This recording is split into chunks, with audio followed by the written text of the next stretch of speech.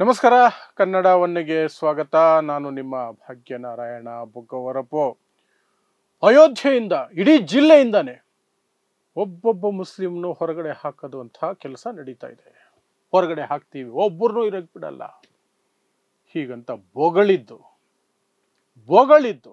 ಈ ದೇಶದ ಸಂವಿಧಾನಕ್ಕೆ ಸವಾಲು ಹಾಕುವ ರೀತಿ, ಈ ದೇಶದ ಪ್ರಧಾನಮಂತ್ರಿ, ಈ ದೇಶದ ಗೃಹ ಮಂತ್ರಿ ಯಾವ ಸಂವಿಧಾನದ ಮೇಲೆ ಪ್ರಮಾಣ ಮಾಡಿ ಅಧಿಕಾರಕ್ಕೆ ಬಂದಿದ್ದಾರೋ ಆ ಪೋಸ್ಟ್ಗಳಿಗೆ ಸವಾಲು ಹಾಕುವ ರೀತಿ, ಆ ಹುದ್ದೆಗಳಿಗೆ ಸವಾಲು ಹಾಕುವ ರೀತಿ, ಈ ರೀತಿ ಬೋಗಳಿರೋದು, ಒಬ್ಬ ಮುಸ್ಲಿಮ್ನು ಸಹ ಅಯೋಧ್ಯೆಯಲ್ಲಿ ಉಳಿಯೋದಕ್ಕೆ ಬಿಡೋದಿಲ್ಲ ನಾವು ಅಂತ ಬೋಗಳಿರೋದು ಬಿಜೆಪಿಯ ಮಾಜಿ ಸಂಸದ ವಿನಯ್ ಕಟಿಯಾರ್.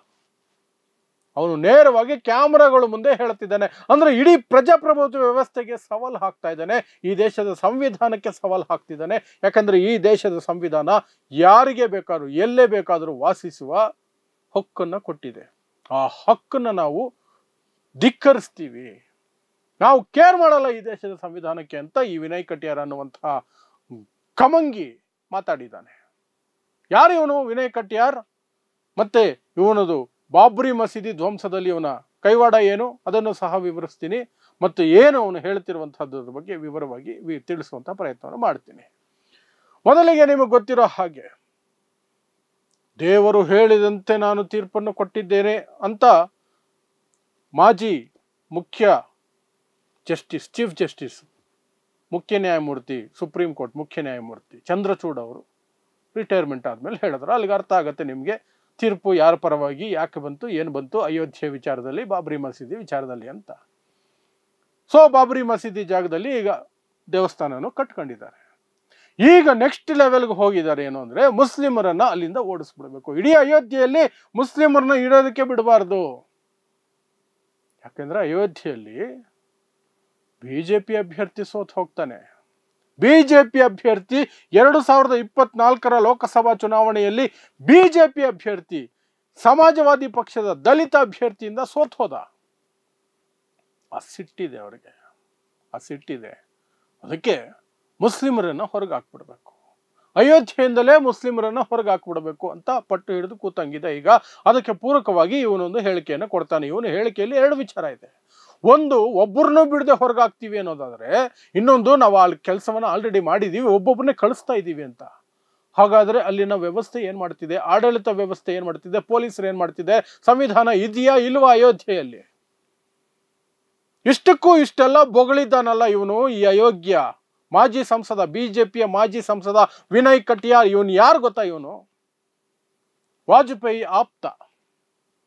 ಅದಕ್ಕಿಂತ ಮೊದಲು ಅವನು ವಾಜಪೇಯಿ ಆಪ್ತ ಆಗಿದ್ದಂಗೆ ಬಾಬ್ರಿ ಮಸೀದಿ ಧ್ವಂಸದ ಸಮಯದಲ್ಲಿ ಇವನು ಸಿಕ್ಕಾಪಟ್ಟೆ ಜೋರಾಗಿ ಓಡಾಡಿದ್ದ. ಇಡೀ ರಥಯಾತ್ರೆಯಲ್ಲಿ ಜೊತೆಯಲ್ಲಿದ್ದ ಅದ್ವಾನಿ ಜೊತೆಯಲ್ಲಿ. ಮತ್ತು ಅವತ್ತು ಡಿಸೆಂಬರ್ 6ನೇ ತಾರೀಕು ಬಾಬ್ರಿ ಮಸೀದಿಯನ್ನು ಕೆಡವುದ್ರಲ್ಲ, ಆವತ್ತು ಇವನು ಪ್ರಚೋದನಾತ್ಮಕವಾದಂತಹ ಭಾಷಣಗಳನ್ನು ಮಾಡ್ತಾ ಹುರಿದುಂಬಿಸ್ತಾ ಇದ್ದ ಕರಸೇವಕರನ್ನ, ಹೋಗ್ರಿ ಒಡೆದಾಕಿ ಅಂತ. ಅಂಥ ನೀಚ ಇತಿಹಾಸವುಳ್ಳವನು ಇವನು. ಆ ನಂತರ 1991, 96, 98 3 ಸಲ ಚುನಾವಣೆಗಳನ್ನು ಗೆದ್ದಿದ್ದಾನೆ MP ಆಗಿ. ಆ ನಂತರ ಒಂದು ಚುನಾವಣೆನೂ ಅವನು ಯೋಗ್ಯತೆ ಗೆಲ್ಲಕ್ಕಾಗ್ಲಿಲ್ಲ. 2014ರಲ್ಲಿ ಮೋದಿ ಅಧಿಕಾರಕ್ಕೆ ಬಂದ ತಕ್ಷಣ ಇವನನ್ನು ಸಹ ಪಕ್ಕಕ್ಕೆ ಕಿತ್ತು ಬಿಸಾಕರು, ಟಿಕೆಟೇ ಕೊಡ್ಲಿಲ್ಲ ಇವನಿಗೆ. ವಾಜಪೇಯಿ ಟೈಮಲ್ಲಿ ಮಾತ್ರ ಅವನು ಗೆದ್ದಿದ್ದು, ವಾಜಪೇಯಿ ಹೆಸರಲ್ಲಿ ಗೆದ್ಕೊಂಡು ಬರ್ತಿದ್ದ. ಅಂಥ ಒಂದು ನಾನ್ಸೆನ್ಸ್ ಇವನು. ಈಗ ಹೇಳ್ತಾನೆ ಅಯೋಧ್ಯೆಯಲ್ಲಿ ಒಬ್ಬ ಮುಸ್ಲಿಮ್ನು ಇರೋಕೆ ಬಿಡಲ್ಲ ಅಂತ. ಆಮೇಲೆ ಒಬ್ಬ ದಲಿತರನ್ನು ಇರೋಕೆ ಬಿಡಲ್ಲ. ಕೇವಲ ಬ್ರಾಹ್ಮಣರ ಅಗ್ರಹಾರ ಮಾಡ್ಬಿಡ್ತೀರಾ ಹಾಗಾದ್ರೆ ಅಯೋಧ್ಯೆನ? ಕೇವಲ ಬ್ರಾಹ್ಮಣರ ಅಗ್ರಹಾರ ಮಾಡಿಬಿಟ್ಬಿಡಿ. ಮತ್ತೆ ಏನ್ ನಾನ್ಸೆನ್ಸ್ ಮಾಡ್ತಾ ಇರ್ತೀರ? ಈ ದೇಶದಲ್ಲಿ ಒಂದು ಸಂವಿಧಾನ ಇದೆ, ಒಂದು ಕಾನೂನಿದೆ, ಯಾರು ಎಲ್ಲಿ ಬೇಕಾದ್ರೂ ಬದುಕಬಹುದು ಅನ್ನುವಂತಹ ಹಕ್ಕಿದೆ. ಅದನ್ನ ಕಸ್ಕೊಳ್ಳೋದಕ್ಕೆ ಇವನಿಂದನೂ ಆಗಲ್ಲ, ಇವ್ರ ಅಪ್ಪನಿಂದನೂ ಆಗಲ್ಲ. ಮೊದಲು ಮುಸ್ಲಿಮನ ಟಾರ್ಗೆಟ್ ಮಾಡಿ, ಆಮೇಲೆ ದಲಿತರನ್ನ ಟಾರ್ಗೆಟ್ ಮಾಡಿ. ಅಲ್ಲಿಗೆ ಆಯ್ತಲ್ಲ ನಿಮ್ಮ ಹಿಂದೂ ರಾಷ್ಟ್ರ ಸ್ಥಾಪನೆ. ಬಟ್ ಅದು ನೀವು ಅನ್ಕೊಂಡಂಗೆ ಆಗಲ್ಲ, ಸಾಧ್ಯ ಇಲ್ಲ ಅದು. ಆಮೇಲೆ ಈ ದೇಶದಲ್ಲಿ ಕಾನೂನು ಸತ್ತಿದೆಯಾ ಬದುಕಿದೆಯಾ ಅಂತ ಕೇಳಬೇಕಾದಂತಹ ಸನ್ನಿವೇಶದಲ್ಲಿ ನಾವಿದ್ದೀವಿ. ಯಾಕಂದ್ರೆ ಇವನು ಇದನ್ನ ಆನ್ ಕ್ಯಾಮ್ರಾ ಹೇಳಿಕೆ ಕೊಟ್ಟಿದ್ರು ಸಹ ಸರ್ಕಾರ ಏನ್ ಮಾಡ್ತಿದೆ, ಯಾಕಿನ್ನು ಅವನು ಅರೆಸ್ಟ್ ಆಗಿಲ್ಲ? ಯಾಕಿನ್ನು ಅವನ ಮೇಲೆ ಅಟ್ಲೀಸ್ಟ್ FIR ಆಗಿಲ್ಲ? ಇದು ದೇಶದ್ರೋಹ ಅಲ್ವಾ? ದೇಶ ಒಡೆಯೋ ಕೆಲಸ ಅಲ್ವಾ ಇದು? ಉತ್ತರ ಪ್ರದೇಶ ಯೋಗಿ ಆದಿತ್ಯನಾಥ್ ಸರ್ಕಾರ ಕೇಸ್ ಹಾಕೋರು ಯಾರು ಹಾಕ್ತಾರೆ ಕೇಸು? ಹಾಕಲ್ಲ. ಅದಕ್ಕೆ ಇಂಥವ್ರೆಲ್ಲ ಈ ರೀತಿ ಬೊಗಳ್ಕೊಂಡು ಸಾಯ್ತಾರೆ. ಬರೀ ಬೊಗಳುತ್ತಾನೆ ಇರೋದು. ಮತ್ತು ಅವನೇನು ಹೇಳ್ತಿದ್ದಾನಲ್ಲ, ನಾವು ಆಲ್ರೆಡಿ ಅದನ್ನು ಮಾಡಿದ್ದೀವಿ, ಒಬ್ಬೊಬ್ಬರನ್ನೇ ಕಳಿಸ್ತಾ ಇದ್ದೀವಿ ಅಂತ. ಅದ್ರ ಬಗ್ಗೆ ತನಿಖೆ ಆಗಬೇಕಲ್ವಾ? ಯಾರನ್ನ ಇವರು ಬಲವಂತವಾಗಿ ಹೊರಗಡೆ ಹಾಕ್ತಿದ್ದಾರೆ, ಏನು ಮಾಡ್ತಿದ್ದಾರೆ ಅಂತ. ಸುಪ್ರೀಂ ಕೋರ್ಟ್ ತೀರ್ಪು ಬಂದಾಗ ಬಾಬ್ರಿ ಮಸೀದಿ ವಿಚಾರವಾಗಿ ಆ ಜಾಗವನ್ನ ದೇವಸ್ಥಾನಕ್ಕೆ ಬಿಟ್ಕೊಟ್ರು ಸಹ ಅಯೋಧ್ಯೆ ಒಳಗಡೆನೆ 5 ಎಕರೆ ಮುಸ್ಲಿಮರಿಗೆ ಕೊಡಬೇಕು, ಸರ್ಕಾರದ ಜವಾಬ್ದಾರಿ ಅದು, ಮುಸ್ಲಿಮರಿಗೆ ಜಾಗ ಕೊಡಬೇಕು ಅವ್ರ ಮಸೀದಿ ನಿರ್ಮಾಣಕ್ಕೆ ಅಂತ ಹೇಳಿದೆ ಅಲ್ಲ. ಜಾಗ ಒಂದು ಕಡೆ ತೋರಿಸಿ ಏನು ಕಿತಾಪತಿ ಮಾಡಿದ್ದಾರೆ ಗೊತ್ತಾ? ಯಾಕಿನ್ನು ಅಲ್ಲಿ ಮುಸ್ಲಿಮರಿಗೆ ಮಸೀದಿ ನಿರ್ಮಾಣ ಆರಂಭ ಆಗಿಲ್ಲ ಗೊತ್ತಾ? ಪರಿಸರ ಇಲಾಖೆ, ಆ ಇಲಾಖೆ, ಈ ಇಲಾಖೆಯಿಂದ ಆ ಜಾಗದ ಬಗ್ಗೆ ಸಾಕಷ್ಟು ತಕರಾರುಗಳು ಬರುವಂಥ ಜಾಗ ಕೊಟ್ಟಿದ್ದಾರೆ. ಆ ತಕರಾರುಗಳಲ್ಲೇ ಓಡಾಡ್ತಾ ಇದೆ. ಇನ್ನು ಮಸೀದಿಗೆ ಶಂಕುಸ್ಥಾಪನೆಯೂ ಆಗಿಲ್ಲ. ಇವರು ಮಾತ್ರ ಸ್ವತಃ ಮುಖ್ಯಮಂತ್ರಿ, ಪ್ರಧಾನಮಂತ್ರಿ, ಹಾಗೆ ನೋಡಿದ್ರೆ ಅದು ಸಂವಿಧಾನ ವಿರೋಧಿ ಕೃತ್ಯ. ಯಾವುದೇ ಧಾರ್ಮಿಕ ಕಾರ್ಯಕ್ರಮಗಳಲ್ಲಿ ಯಾವ ಮುಖ್ಯಮಂತ್ರಿನೂ ಹೋಗಬಾರ್ದು. ಅದು ಮುಸ್ಲಿಮರ ಕಾರ್ಯಕ್ರಮ ಆಗಿರಲಿ, ಹಿಂದೂಗಳ ಕಾರ್ಯಕ್ರಮ ಆಗಿರಲಿ.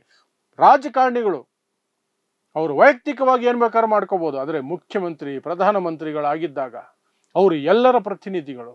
ಹೋಗಿ ಅಲ್ಲಿ ಕೂತ್ಕೊಂಡು ಹೋಮ ಹವನ ಮಾಡ್ಕೊಂಡು, ನಾಮ ಬೆಳ್ಕೊಂಡು ಏನೇನೋ ಮಾಡೋದು, ಈ ಕಡೆ ಇನ್ನೆಲ್ಲೋ ಹೋಗೋದು, ಟೋಪಿ ಹಾಕೊಳ್ಳೋದು, ಇನ್ನೇನೋ ಮಾಡೋದು, ಎಲ್ಲವೂ ತಪ್ಪೆ. ಹಾಗೆ ಮಾಡಿದ್ರಲ್ವ ನೀವು ರಾಮ ಮಂದಿರಕ್ಕೆ. ಮಸೀದಿ ಬಗ್ಗೆ ಯಾಕೆ ಇನ್ನೂ ಅದಕ್ಕೆ ಶಂಕುಸ್ಥಾಪನೆಗೂ ಅವಕಾಶ ಇಲ್ದಿರಂಗೆ ಅಂತಹ ಜಾಗ ಯಾಕೆ ಆಯ್ಕೆ ಮಾಡಿಕೊಟ್ಟಿದ್ದೀರಿ? ದಿನ ಬೆಳಗಾದ್ರೆ ನೋಟಿಸ್ಗಳು ರಿಪ್ಲೈ ಕೊಡಬೇಕು, ಗ್ರೀನ್ ಟ್ರೈಬ್ಯುನಲ್, ಆ ಟ್ರೈಬ್ಯುನಲ್, ಈ ಟ್ರೈಬ್ಯುನಲ್ ಅಂತ. ಅದೊಂದು ಕುತಂತ್ರ.